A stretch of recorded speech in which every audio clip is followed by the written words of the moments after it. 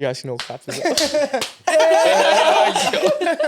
Beautiful. Welcome back to the Control Pod. Woo! Yay! Today we are joined by the founders, -1, of SIPHRD. We have Phung and Daniel. Welcome to the podcast. Thank you. Thank you so much for coming. This is our first four-man, so we're really excited to, I guess, get the space set up. So thank you so much for blessing the space, and thank you for your time as well. We can't wait to, I guess, unpack a bit about your business and how marketing plays a role in it as well. But I guess for the listeners, do you want to do your little rounds? Talk to us a bit about who you are, what you do. Yep. You can start it off. Ladies first. All right. First of all, thank you so much for having us here. Cool. We're so excited. Your space is beautiful, and yeah, I'm looking forward to picking your brains as well. I'm excited now. So, my name is Phung, and I am currently one of the founders at SIPHRD. We just launched around 3 months ago, and I do everything in regards to marketing, branding, content, whatever it is. I'm that girl, and and over here. My name is Daniel, and I do, I guess, the ops side and operations. But the running joke is, I do nothing. It's not a joke. Well, at this point, it's not even a joke anymore. So I guess that's Vibes high. I'm the personality hire. Yeah. That's pretty much it. Surely there's more. Come on. I just mainly just speak to suppliers and anything that comes to, I guess, making the product, packaging as well, but mostly the ops side and logistical sides as well. That's pretty much it. 100%. Alisha and I were, I guess, fortunate enough to come to your launch party, and we love to see the amount of growth that you've had in 3 months. And I guess listening to your journey as well, it hasn't just been we'll just launch and all these sorts of things. I'm sure there's so many logistics and sort of nightmares, I guess, in terms of getting this product off the ground as well. So where did SIPHRD begin? You want me to take this one? Take it away. Where did SIPHRD begin? Actually, it's your story to tell at the start. Oh, okay. Yeah. All right. So if you remember. like all great business ideas, it started when we were drinking at a party between me and Hanson. And we're like, I think we've always wanted to start a business. We didn't know what it was, but I guess since we were drinking, we're alcohol distribution. So that's where the conversation started. And I didn't know he was serious at the time. So after the whole party ended, he hit me up 2 days later. I'm like, oh, this is for real. We're doing this.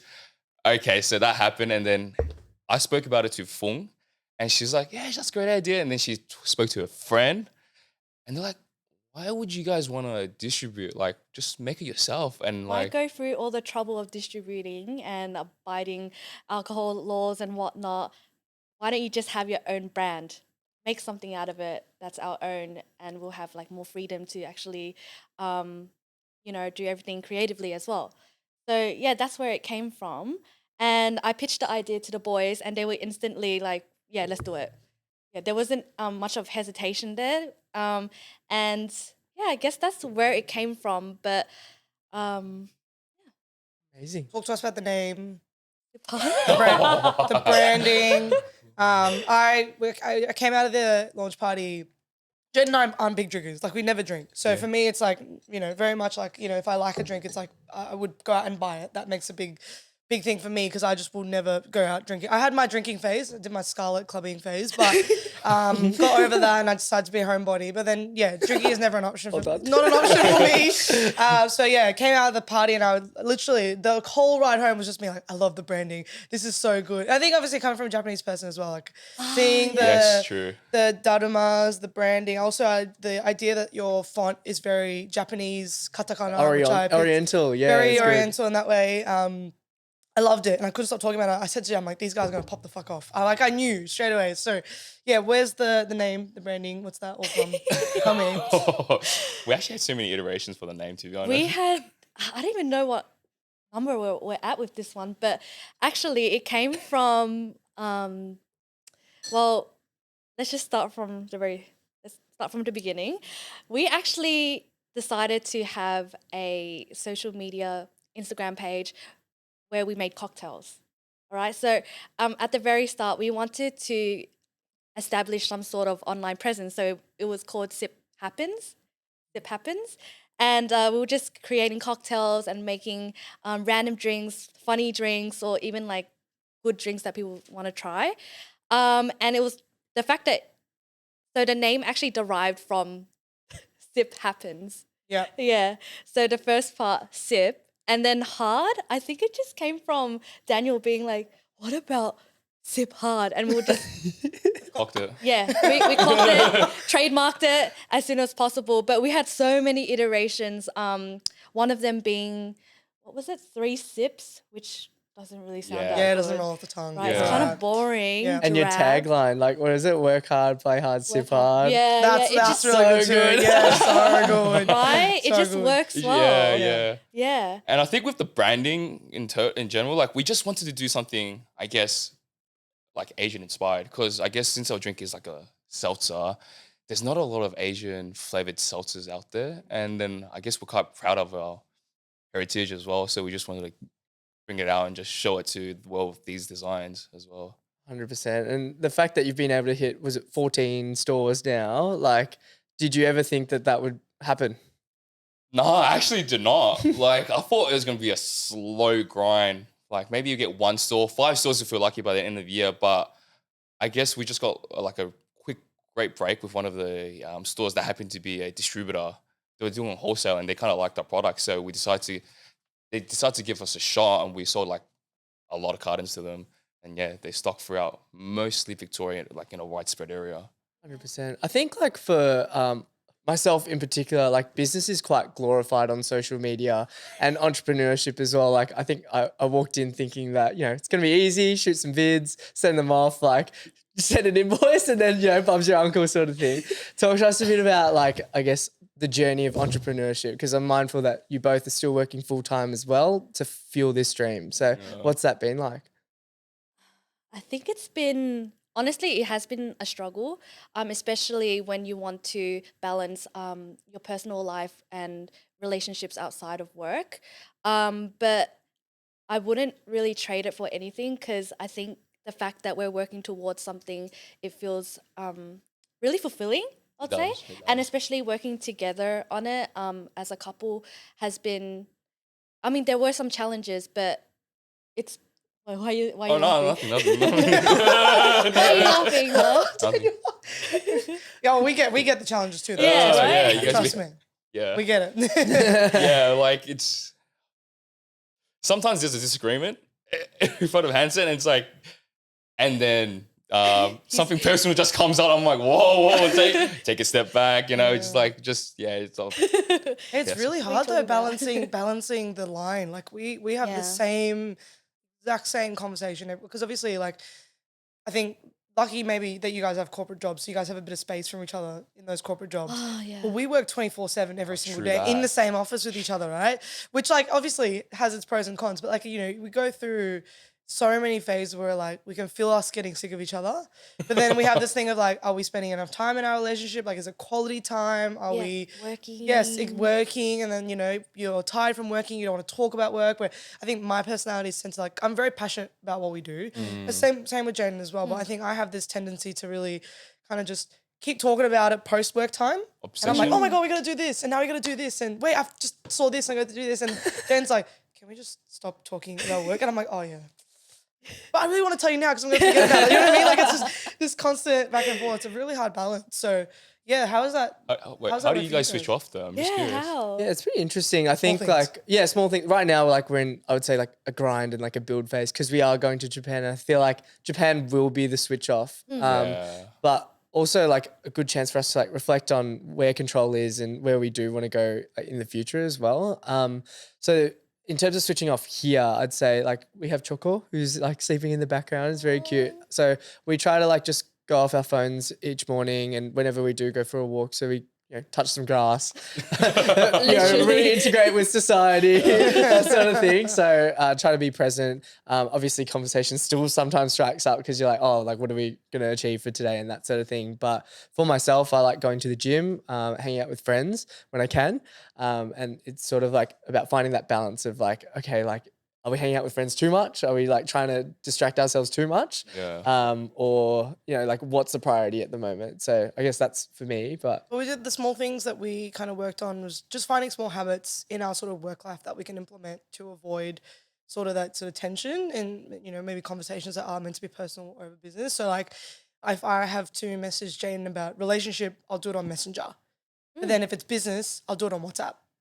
Oh. So that really, like, I guess Separation, distinguish the if there's any, like, for example, if he's working outside of the house, or if we're like, if I'm traveling and he's home, to distinguish that difference, we try and do that. Yeah. And yeah, work calls on WhatsApp, Messenger, personal. So that was, I think, small. Especially Good. when We were- started like off with that as well, which like Yeah. I still think is quite genius to this day because I think the associate now I'm like blue is like relationships and then green for WhatsApp is like business. Yeah. Yeah, so it's been like one of the little things that I think like we pride ourselves on. Like obviously we're not perfect too, and like there's sometimes I don't know we're in the shower and Alicia's like we have to do this. I'm like bro, Yeah, I'm trying I to fucking wash my hair. You know, It's so so like- bad. I know it's bad. But it's the small things too. I think like healthy space is like really important. And we obviously with dates and stuff like we have a set agreement that we have a date per month each, and we rotate on who plans it as well. So like I'll plan the 1 month, he does the next month, and that's been really good for us just to know that that's coming towards Sure. whatever day of the month it Yeah. is. But then also like because his family's here in Melbourne, has a lot of like catch ups. Like I've started to scale back on attending them because not in a bad way. I love his family and I love to go, but then him having personal family time is important. But then also it's creating that space for us to also just have some time away from each other, Yes, which of course. creates that sort of missing feeling because we don't have that missing feeling anymore because we live together, we're in business together, and everything. like so- everything is together, yeah. right? So like even this morning catch up with friends. Like I had a meeting scheduled in perfect. Like he can go catch up with the mate. I don't have to attend with him. So trying to find those small. It's like sounds a bit weird for a relationship, but you're trying to find small pockets of your like time that you could just like be separate, knowing that it's a healthy thing. Absence does make the heart grow fonder. Ah, we Yes. love that. Yeah, how have you two navigate? I think like one thing that stood out, especially when I found out that you two are dating and then obviously Hanson's involved as well. I was like, damn, that dynamic would be so interesting It to like is. sort of just be a fly on the wall. Of like in a very non-creepy, non-parasocial I way. want to see you but- guys crash out on social media. Oh, Like, we've crashed out plenty. he is the other founder, but his nickname is the mediator. Like he's actually the mediator. No, 'cause- he's so good. Like when we get into a bit of a kerfuffle, and things get a bit heated and we're like crashing out, Hanson's just there, quiet. He's like, okay, this is what Daniel's saying, and this is what Phung's saying. So I get both of you guys, and he actually helps us understand what the other person is saying. Because most of the time, it's a bit difficult, because we're in a relationship, feelings will get involved sometimes, and it'll come up, right? But having that person as a mediator on the side, it really helps bring understanding on what their other person's perspective is. Yeah. I think, yeah, because sometimes, like, I mean, literally, like last night as well, like an SD card corrupted. And then when, Yeah, I I know, lost it's the like footage. literally the God. worst thing anyway, we don't talk about it. No, but like that happened. And then I think like Alisha went straight into like solution mode. And then sometimes I'm like, bro, like I need to just just need a dwell. moment. Yeah, I just need a Yeah. moment. Process And then, it. so it's just like when you don't have that, I guess, third person or like you said the mediator to come in and give perspective on what's happening or the intentions of the other person, like it can get quite difficult sometimes. So like I guess it's a positive thing between the three of you. Yeah, it works out pretty well. Yeah. 100%. Yeah. How did you like, so you and Hanson are mates, is that how it formed, I guess? don't really like him that much. Nah. I've known him since high school because we went to the same high school, but he went to a different high school like maybe a year after. So, but we hung out around the same friendship group. So I only see him here and there. So we're friends, but we're not like, I think some people when they say you started business with friends, they're like the best friends, but we're kind of more like I guess we were acquaintances or just friends at that point, and then we got together at a party, and now we're business partners. Yeah. What is it like? Because I think one of the iconic videos that I know on your page is like never get in business with your family or your friends or your relationship, like loved ones. Like, what is your opinion on that? Well, I think if you can establish, some ground rules before you start a not a family. That too. SIPHRD baby.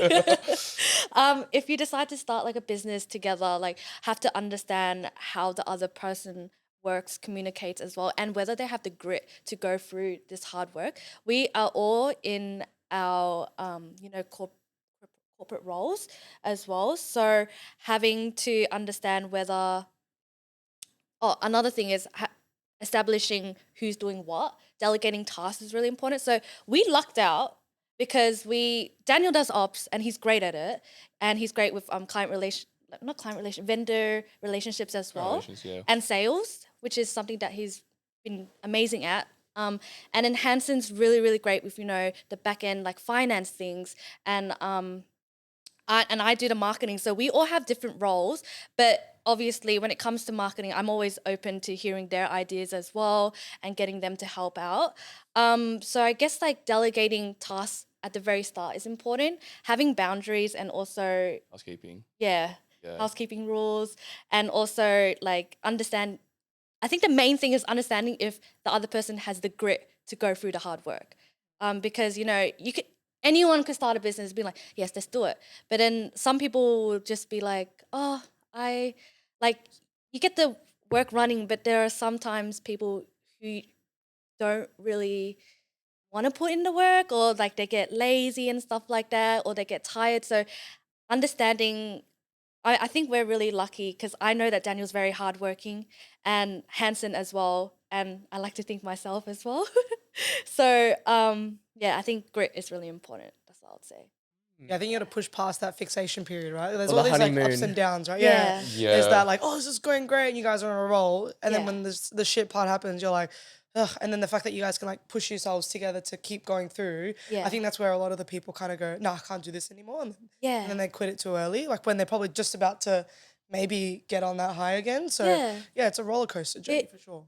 Is a roller coaster, and it hasn't been easy for us as well. Like we've had a lot of ups and downs, but we just have to keep pushing through, because you never know what's gonna happen as you keep going and never really giving up.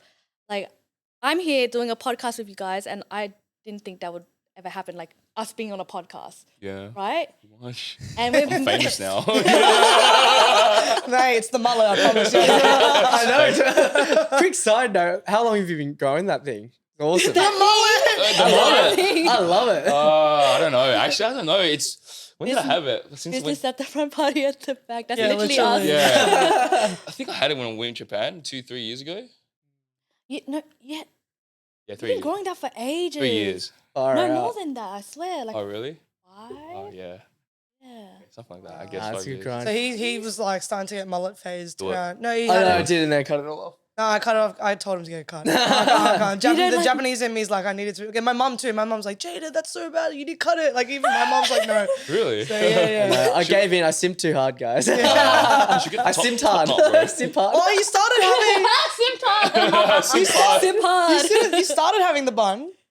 I did. You Yeah. had the traditional top knot, bro. Yeah. True. Can't say Nah, it was anything. We just- got to. I just feel like it just got like way too hard to maintain. Like I'd wake up and my hair's really thick, so like I'd wake up, I'd have to like wet it every single day. So I was just like, nah. all right, styling it's all is good. Yeah, literally, difficult. I'll just take it off. It's all good. Funny thing, like my mom actually cuts his hair, so she approves it. Exactly. You can't really. You can put your personal requests into your mum, and then she goes in. Literally. I love that. Make him bold next time. He fucked up. Shit that thing off. He pissed me off. I know, literally. Well, I think a common theme from that conversation was grit as Yeah. well. Like, what would you say are like some of the characteristics that you look for, maybe like in each other, that I guess attributes to that definition of grit? Because I think there's obviously like hard work and stuff and like resilience, but yeah, what would you define it as, and what have you seen within each other that you would say, yeah, they've got grit? I think for me, because we've been together for 7 years now. I've seen his mentality always being about growth and wanting to do more, better himself in maybe like in all aspects of his life, like fitness, health, and even within the workspace in his career, wanting to do more, and then seeing that he's always wanted to have like become an entrepreneur as well. So I think it's just been like a gradual observation for me. And well, that's what made me realize that I think he'll be like a great business partner. And also with Hanson, I didn't know Hanson that much. But I think when we had our initial meetings, I saw how passionate he was in wanting to have something of his own. And he's always been a really big advocate for our brand as well, talking to people he has. Yeah. And within his career as well. Yeah. Right? Yep. Like he's been just always wanting to grow in his career, and he's very hardworking, like I can see it. But I think, yeah, that's my answer.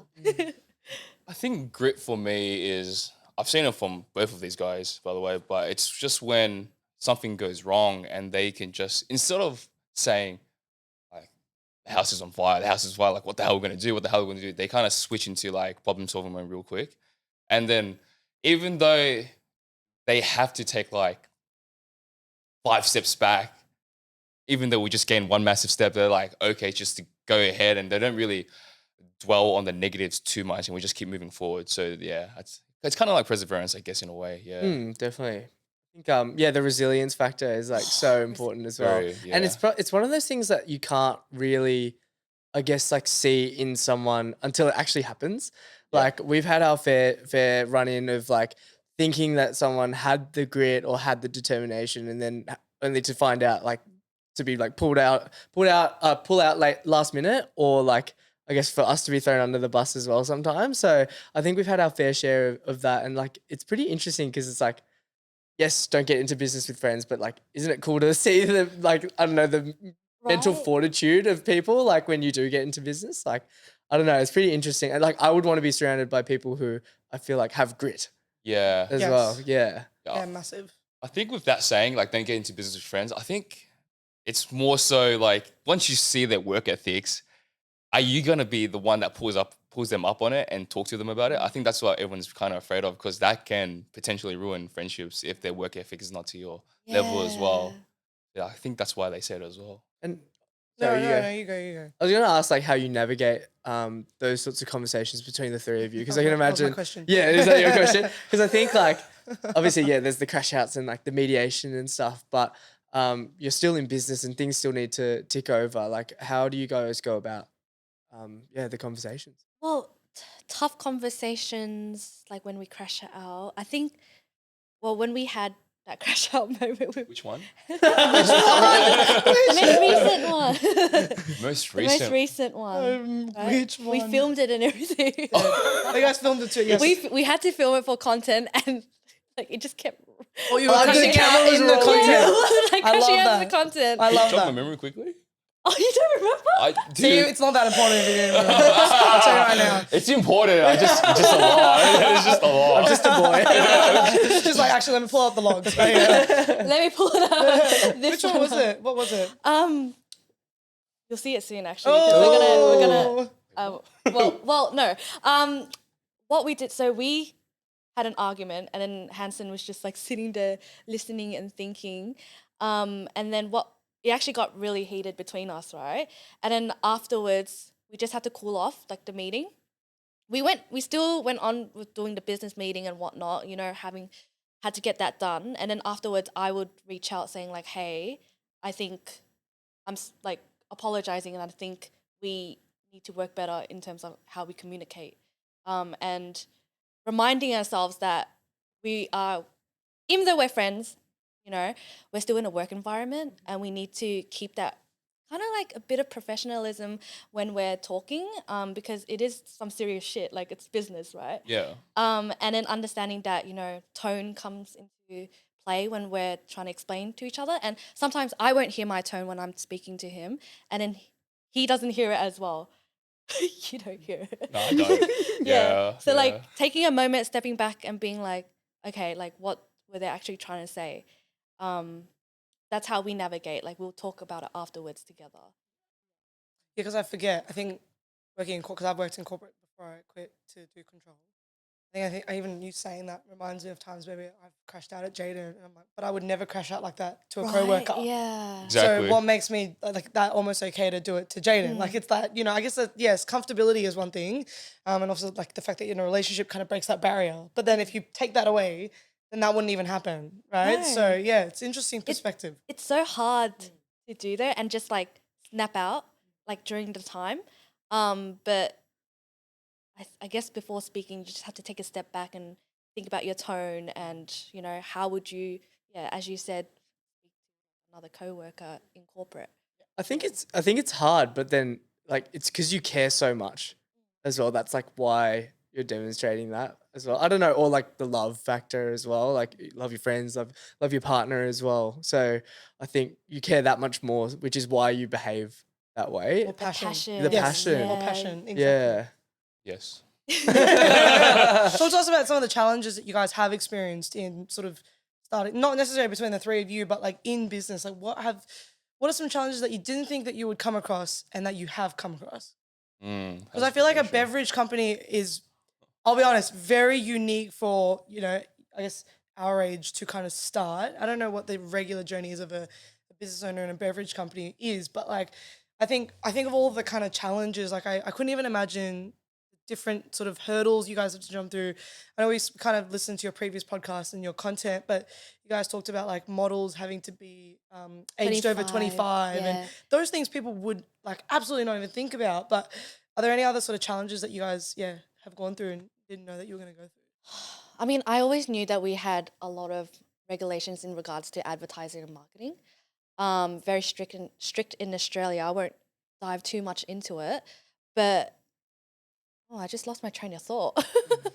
Yeah, it's quite weird with the, I guess, regulations for marketing because, you know, drinking is supposed to be, I guess you can see it as fun and enjoyable, but in order to market it, you can't do any of those at all. So like, that puts a lot of restriction in terms of what we can, like for our branding and what we can show to the public on our page at social. We want to be wild, you know, we want to be outside the box, we want to be different, but there's a fine line on, not a fine line, but we're really restricted on what we can do.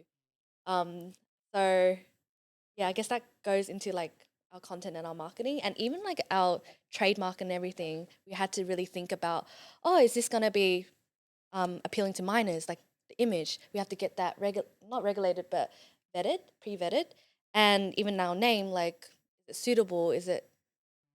That's so, it is really interesting because I guess normally alcohol brands is like a name of someone or not like, I guess a slogan, like sip hard, I guess like it might insinuate like, like are you going to go really hard, like balls to the wall with these sort of things, right? Yeah, but we're sipping. Right. Yeah, exactly. Yeah, it's like crazy. It's like you can't show you a video of someone just sculling it. Yeah. Exactly. Yeah. That's so interesting because I think of like, okay, so the most iconic like ads for like alcohol is, I would say like, I don't know, Canadian Club, like jumps to mind. Yeah, like the bear. But I feel like whenever I see an alcohol ad, it's like, I don't know, like the cold water like dripping down the can, and you're just like, you're like, bro, like you're not evoking like any feelings. But that's because we don't know like that you can't market it as something fun. Because like I think back to all the ads, I'm like, that's why they can't like advertise that way. Like it's really, really interesting. Yeah, it's fascinating. Yeah. That would have been anything.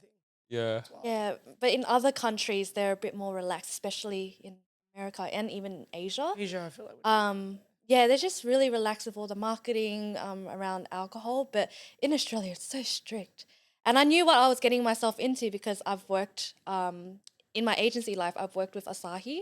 So I already knew that, you know, they had so many restrictions. And sometimes I question, why are we still doing this? And it's so hard to brainstorm ideas as well. But yeah, if you guys want to work with a alcohol beverage company, then you we could tee up a collab. I'm so down for 100%. that. We can brainstorm like a shoot session or something. But yeah, I was going to say the content strategy behind it must be so challenging because look, we go through that every month with our clients, right? Trying to make sure that we come with cool ideas or something different and it's fresh. Yeah, fresh, but also very small to medium businesses. So, and they're not necessarily in the most sort of the dazzling type of like sort of industry in the sense. So we've got swim school, tutoring business, IT. So you imagine just me by saying that, you can kind of picture it's not very like fashion, or you could do hospitality. You can't really do those like cool hype cuts and trends and whatever. But we try really hard to every month to come up with something different or something new or something that still establishes what their brand is and how their community can be what it is. How do you do that? Because I know how hard it is thinking of like ideas every month. How do you brainstorm ideas like that? I think it always stems down from the concept of storytelling their business. That's always the start of it, right? Like it's always the start of what is your business about? Why did you start it? And we urge this with all our clients. It's like a matter of the business owner getting on camera. I think you guys are doing that now, right? So same thing. I think these days, if you're a business and you're not putting yourself as the owner on camera, where are you actually going to stand in the industry against your competitors? And we have this big belief about business owners becoming creators. Like you guys are basically content creators now, right? my Yeah, gosh. pretty much. Pretty much, Yeah. right? And you wouldn't, Not a good one, but and yeah. you wouldn't think of it like that, right? Like the idea of a business owner becoming a content creator, I guess, hasn't necessarily been established, but that's what we're trying to establish with our clients. And so it's always the storytelling. And then from there, it kind of breaks down into like a couple of things of like what's happening in your business right now. What are the struggles? What are the pain points? What are the successes?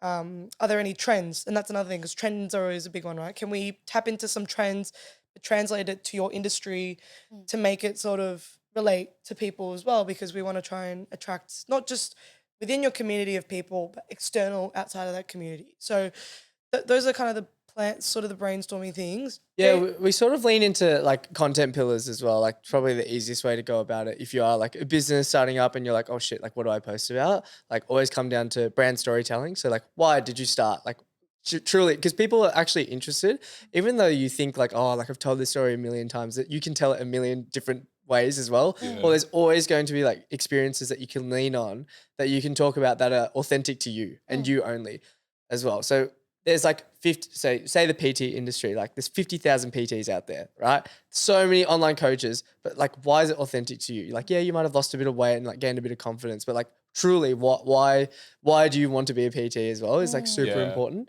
Then there's the education. So showing authority, showing that you actually know what you're doing as well. Like it is important. I would say like maybe people are less inclined to watch that sort of content now because they don't like being told what to do. I think like people try and jump on social media as an escape because they don't want to face like maybe what's happening in their life.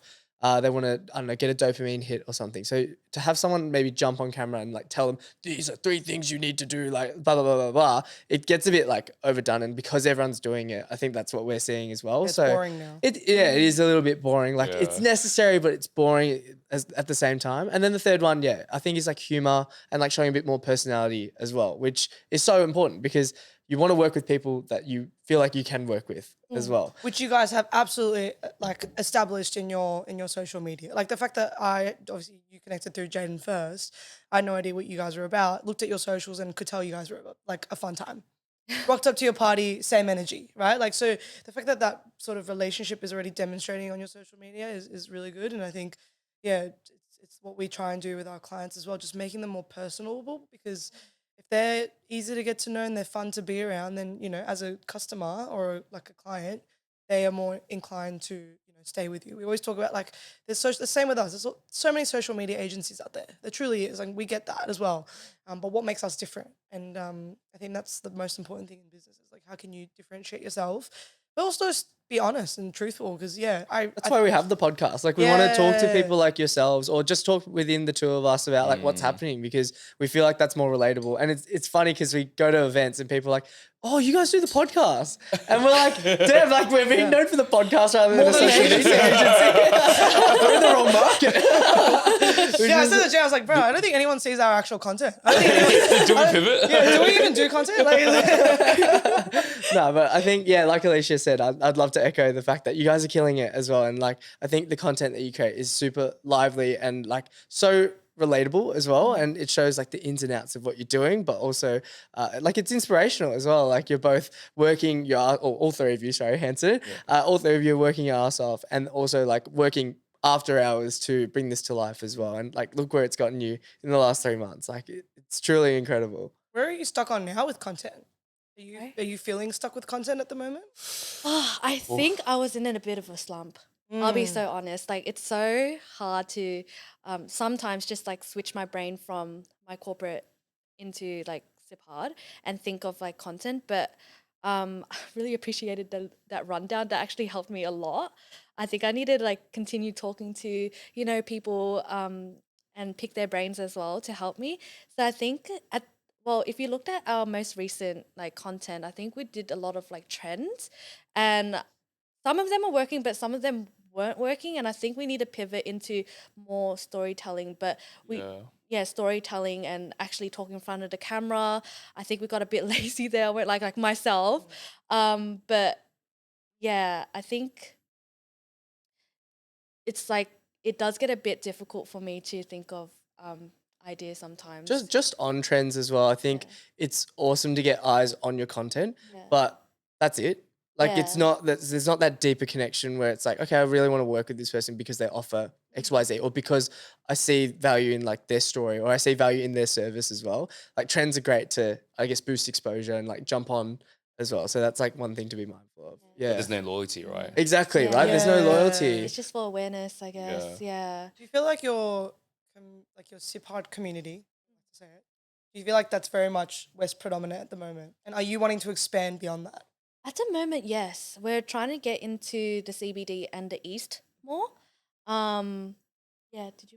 Yeah, I think, it is more to the West because I guess we're trying to build like a community-driven brand. And since we're based in the West, we kind of know a lot of the West Side small business owners and content creators. So they help us out a lot as well at the launch party. So yeah, for now, but we do want to expand hopefully nationally, but you know, that's in the later timeline. That's amazing. Yeah, talk to us a bit, because ops and like sort of vendor management and those sorts of things, like how does that work? Like, do you just walk into businesses and say, yo, we got a drink, like, can you stock it for us? Like, how does it work? Oh, so it's nerve-wracking because like, I'm starting into sales recently. So what do is you kind of like just have to go in store, talk to them, and just say what you have to offer. And I think some of them, they care about your branding. Some of them just care about the bottom line, about the margins, whatnot. So you see how it goes, you discuss it, and then usually you just offer a trial. Like maybe we'll give you this at this price. If you don't sell it out in 4 weeks, we'll buy it back. You gotta keep doing that. But obviously, it takes a lot of time because you gotta drive everywhere. And there's only so many stores you can go to within a day or in a week. And obviously after full-time hours as well. After full-time hours, yeah. Wow. So then you're driving to stores after your 5 p.m. shift? Yeah, or even I do on Saturdays, Sundays. Weekends, Sometimes I work from home, so I do on my lunch break around the area. So that's why we're mostly stocked in the West, because that's where we have. So we're slowly going to like the other areas. And it's been tricky. Like, luckily I'm in the logistics trade, so I kind of know how to build connections to, you know, get stuff like across Victoria. And I think, but if we were going to scale, we have to speak to these bigger wholesale distributors like, you know, ALM, which does Dan Murphy's as well. Yes, I literally said to him, I was like, when these guys get into Dan Murphy's, I said on the car ride back from the party. Yes, you did actually. When these guys get into Dan Murphy's, it's game over. Like GG, like I swear, it will be amazing. Takeover 196, hey? Oh, can you imagine? That's a plan. Watch out. Hey, I mean, I Japanese approved. We made it here, guys. I'm down. Yeah, get 7-Eleven, Family Mart, get all the stores. You never know, man. You never know. But it's kind of funny because Luke has a lot of drinking. He's a lot of bit of a part. My best mate Luke, half Japanese, but he lives in Japan. Bit of a drinking clubbing animal. He's got a lot of drinking connections, so I could suss and tap into that. When you guys are ready, chat later. Let me know. But he worked at a Japanese import. When he was in Melbourne, he worked in a Japanese import company, and he worked on the same thing, like logistics and distribution for their products. But he actually did. I think he managed and worked on the sake festival that happens in the city. And he was like, yeah, the alcohol industry is very tough.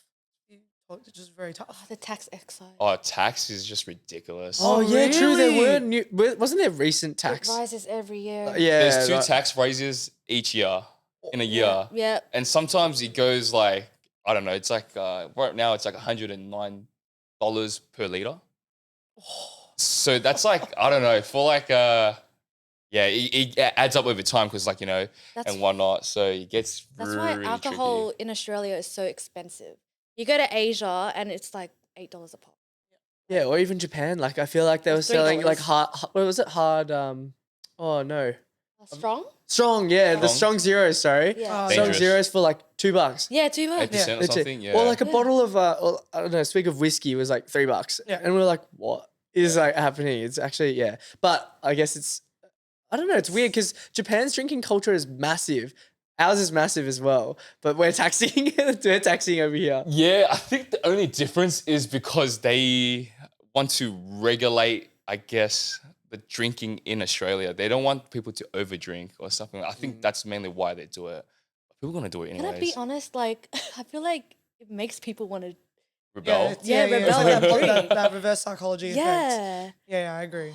Absolutely. It's pretty interesting because I even think of like gambling and like sports bet is massive right now in terms of like the way they advertise. Like their advertising is like so smart as well. It's like super relatable. Like they had all the horse racing on it as well. Like one of the ads was like a woman in like her, Cup Day race fit, like sitting on the floor with like heels, and people are like, oh, that's like so relatable. And then it turns out to be a sports bet ad. Yeah. And you're like, bro, what? Like what is happening? And it's But just then- gamble responsibly. Yeah, exactly. And then now that the government's done like you could, who are you really gambling with? Or like, what are you really gambling with, like money wise? And then I feel like it almost has reverse psychology on people and they like want to gamble more because of it. It's just like, it's really weird. It's crazy. Marketing is such for the restrictions that you guys have to follow by and abide by. It's very tough. But I'd say like my one question that I was wanting to ask is, what is the process to wanting to make a drink, to finding, I don't know, to even making a drink? Like, you're not obviously scientists sitting there like putting things together. Like that's in my head, that's what you guys are probably doing, but I have no idea. What's that process? And then to then get it, branding and all that, and then to get it out on a store. What is that process like? So first things first is you obviously want to make the drink, and like you said, we can't make it ourselves in the backyard with like pans and pots or whatever. Makeshift. Yeah. So you would have to speak to your food scientist, give them a brief of what we want. Yeah. Give them a brief of what we want, what we need, like no sugar or no added sugar, natural flavoring only, whatever. And then he would obviously just make it in his lab, send you samples in a bottle, and then you just give it a crack. And obviously they're not going to get it right the first time. So lychee had, I don't know, like 15 plus iterations. That's so Wow. funny, Yeah. 15 plus iterations. Yeah, 15. got- Like it To was get too it to sweet, this. or what was Yeah. what were the little notes that you guys were sending across? Musky, too musky. Musky. Musky, Yeah. know what Or that means. too floral. Like it's like it has too much of a floral taste. Musky, do you know when you eat like honeydew melon? Yep. And how there's a bit of like an earthy taste. Yep. Oh. The end of it. Yeah, that's the musk. Yeah. I see. So there's always all that type of thing, and it's like, okay, this is too sweet. This is not sweet enough. We can't taste the lychee flavor. Oh, we can't taste it too much. Dial it back. Oh, doesn't even taste like it anymore. Just dial it back. Yeah. So there's a lot of trials and error. That's lot. yeah, The heaps. most time-consuming thing. Yeah. Yeah. How drunk did you get? Oh, every My favorite time. I can say it's for work and feel not guilty at all. Nah, but it's crazy because I remember the first time we were obviously doing some market research on our competitors, right? You got to taste the product and see what's on the market.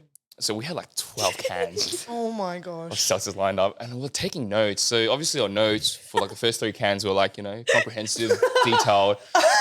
By the 9th one, we're like, it's shit. They're like, I don't like it. Don't like it. 3 out of 10. No. And we're like, that's it. Oh, fuck.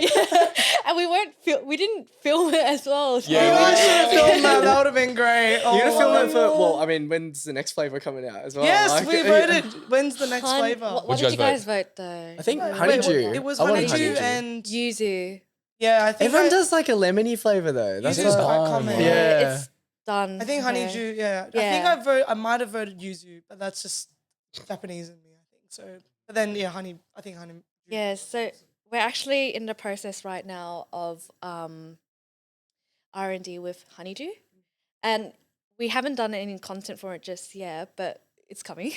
And it is exciting, but it's been really tough to get the flavor right.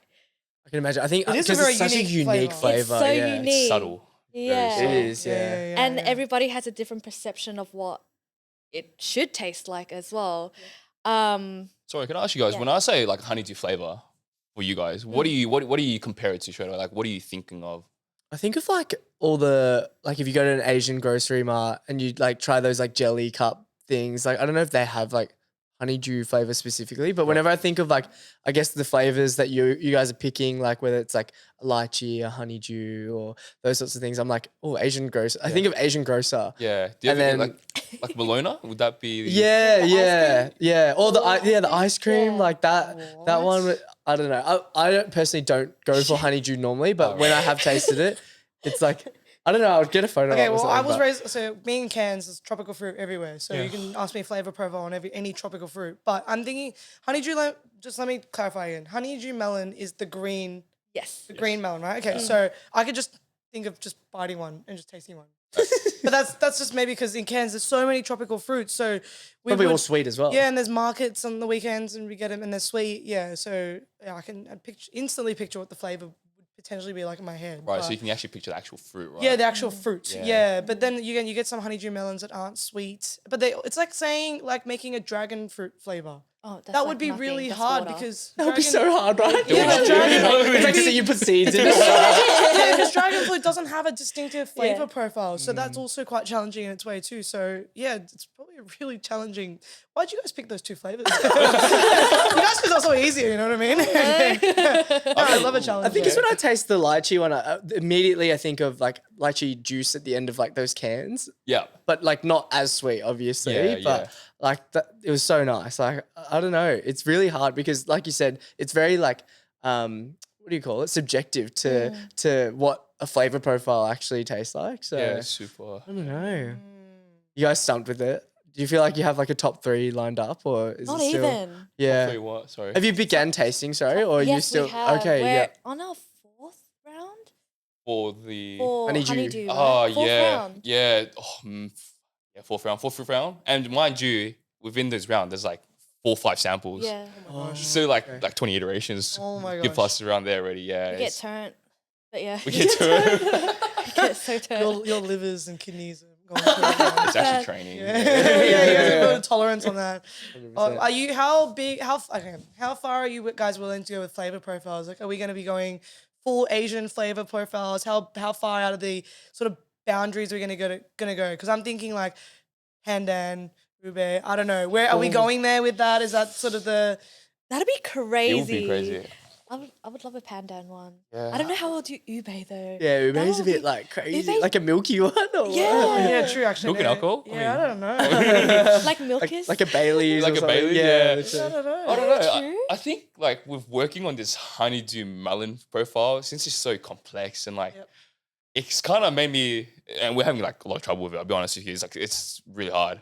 It's kind of made me like think to the future, like, oh crap, like we might have to limit what we can do based on its flavor. Like we just can't say, shit, we want to do like hochicha, like that. Yes. Or something like that. So yeah. No, it reminds me of like some like Asian restaurants that offer like pretty much. So if you go into like a Chinese store, they offer like every Chinese food available ever. Versus like, I guess, what's a good example? So say Mr. Summit downstairs, they offer like 5 toasties.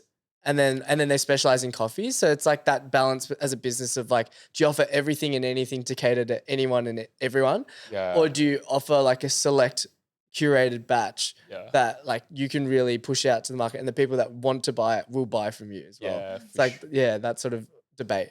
It is. And I think, if you're coming from like a logistical side of things, you have to see the supply chain of like what's available for you as well. Because we for our products, we try to use like real juices to make the most of the bold flavor.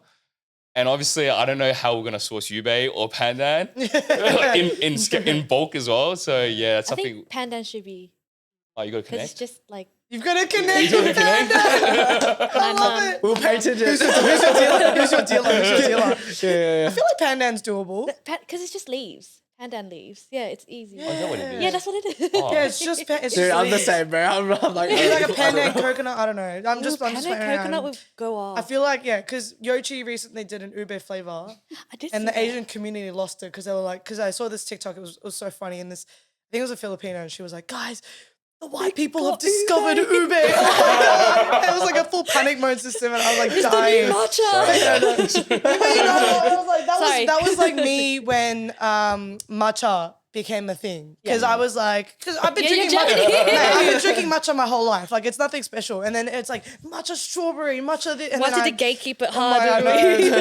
it's over now. All the matcha's sold out in Japan. Like, it's ridiculous at the moment. Yeah, the stores in Japan are sold out. Yeah. I even told my mum about it. I called her and I was like, Mum, they're doing matcha strawberries and things like that. And now she goes, matcha strawberry, what the heck? That's disgusting. I know. My Shayla. It's so bad. I'm part of the problem. I love my matcha blueberries. Hey, I've accepted it now. I think it's awesome that everyone loves it now. But yeah, I'm sure like these flavors. They've got ube. It's kind of like that boba tea one from Dragon's Den, was it? Oh my god, dragon! Oh yes, the boba tea. Did you? I think it was trending last year. Oh yeah, sorry, I'm old. I think Simu Liu was on one of the. I think that thing where it was like controversial that they were talking about boba or something. Yeah, Oh, yes, that video. trying to westernise it. Yeah. French Canadian, and they were trying to westernize boba. Oh, he was on That's what they Shark called Tank, it. wasn't he? Shark Tank, Yes. yes. And then he was like, I think this is like not good. Like, you guys should not be doing that. Didn't he get a lot of hate for that though? Well, from the Asian community, I think he got a lot of praise for it. Oh, For standing good, up yeah. for Praise, white community, no. Yeah, I It's think very that's 50-50. what happened, but Is that how you feel with matcha? I am kind of like, Yeah. I don't know. It's weird. Yeah. People can enjoy what they want to People enjoy. from Taiwan Yeah. could say the same thing about bubble tea too. Yeah, Yeah. The true. whole thing's gotten like so out of proportionate, but it's like the fact that everyone loves it is a good thing. yeah. Do I like the fact that it's like literally sold out in Japan now? Probably not, but maybe it's a good business for Japan. It's just like there's always a silver lining to it Yeah. both, and yeah, I don't really Absolutely. pray into it. Maybe it's made me drink less matcha now because now it's almost like that psychology, reverse psychology. It's like everyone's not drinking it, so now I'm not That's drinking it true. anymore. I don't want to Yeah, pay for you no, I don't anymore. want that. This I'm is the new different, drink, I'm guys. This is the new drink. The new drink. That's it. Hey guys, you guys are like obviously I would say like a huge inspiration in the Asian community for like what you're doing. I want to say Big that. praise, man. I'll Massive. give you that praise I think so too. because honestly, like the way that you're documenting the journey and taking everyone along for it, and then the fact that you're doing it as well, like I truly think that's a testament to your team. And obviously, Hanson's not here, unfortunately, but like you guys have killed it. What message would you pass on to, I guess maybe the Asian community? Because sometimes like entrepreneurship isn't on the front of our minds. Like it's one of those scary taboo things. Like you're not going to be a doctor, dentist, lawyer, those sorts of things, or working a corporate job, or going to uni and like, you know, achieving that really sort of prestigious degree. What would you pass on to people who are stuck in that camp or wanting to start that thing that they've always wanted to start? I think one thing for me, I've got multiple. One thing that comes to my mind is like, don't come into entrepreneurship or starting your own business thinking you're going to get out of the 9 to 5, because that's such a bait. Because you probably will get out of 9 to 5 because you're working from 9 to 9. That's probably the biggest one. So you got to shift your mentality a bit. Like you got to be, you know, ready to grind and put up with all the hardships. And it's just especially if you're starting by yourself and you have no one else to talk to about the struggles and obstacles. That's going to be something you have to keep in mind as well. Yeah, I'm trying to think of mine. I'll say something really generic first. Just do it.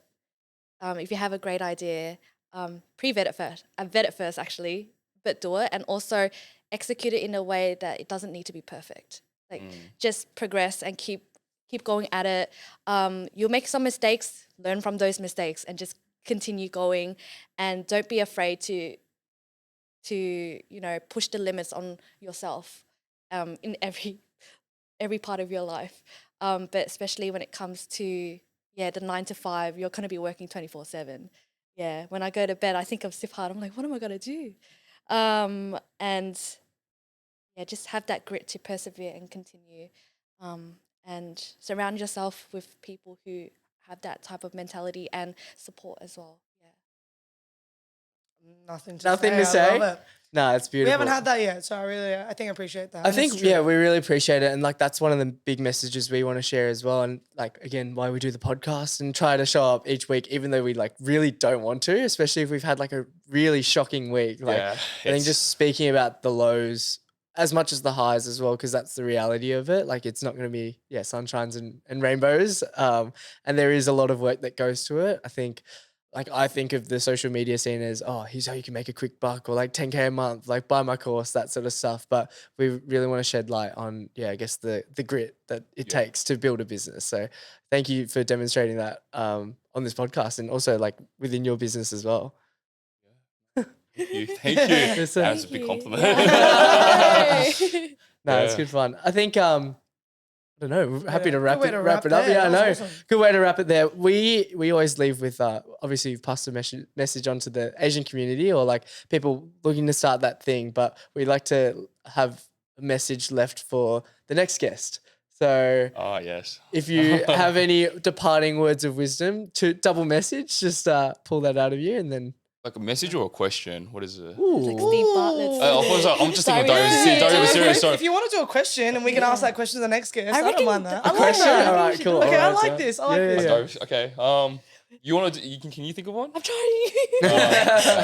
Do you want context for who's next? Yes. No. no. I context. agree. No context. No context. Okay. Because that could be, you could provide the most wackiest question and they're going to be like, what?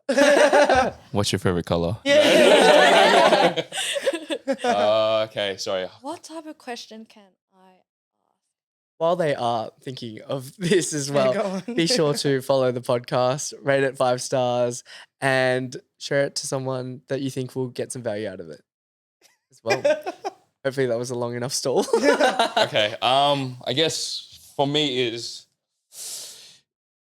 if you have to go back 5 years in time and give advice to your younger self, what would it be? Love it. You writing that down? Yeah. Just maybe, what's your why? Like, why are you doing it? Why are you going through this journey? Beautiful. You guys have set a new trend for us.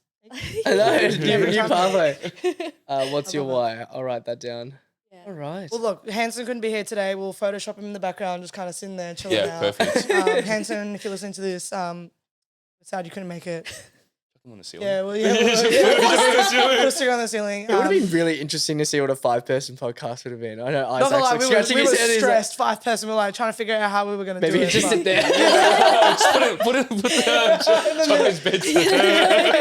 Yeah, chocolate sticks of chocolate. Like, Oh, but no, 100%. thank you guys so much for coming on. We're really excited to continue sort of that journey with you guys, and get to know you guys a bit more today. But the fact that we've got that relationship now, I feel like we'll be able to catch up with you guys more often and have you guys more around. Yes. 100%. We keep spreading your drink to everyone and everything that we know. It's been in our fridge. Not gonna lie to you, sorry. It's been in our fridge since the launch party, but then it kind of worked out because we had some people over, gave it to them, they loved it. So we're just gonna keep spreading that word out.